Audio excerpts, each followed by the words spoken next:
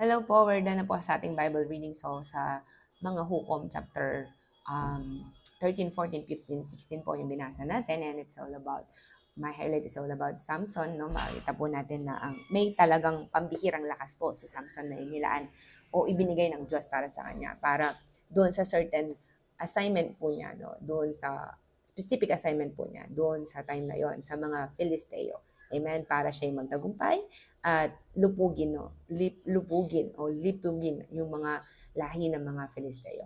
So, but in the same way like us, no, God or Samson has also a weaknesses. So, yung weakness po niya ay yung mga paghumaling niya sa mga maling babae. Amen?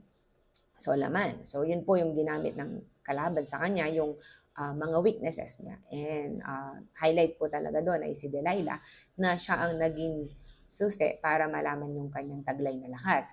So, makikita po natin talagang sometimes, amen, sa buhay po natin.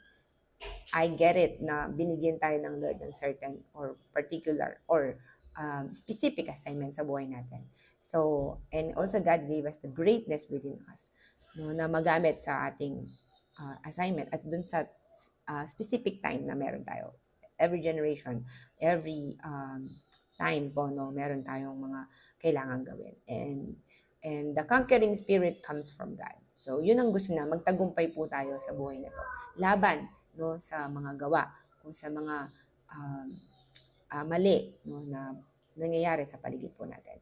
So, my highlight here is, let's use our strength, no, for the purpose, no, for the will of God in our lives. Gamitin po natin yung lakas na yon. At huwag natin hayaan na i-deceive po tayo, no, ng mga maling tao, mga maling pangyayari o maling emosyon. Amen? At let's also apply the principles of God in our life. So that's my highlight po for today, and I hope po na-bless po tayo. Let's continue to desire the word of God and allow the Lord to give us the understanding every time that we read the word of God. So that's my highlight po. God bless you po.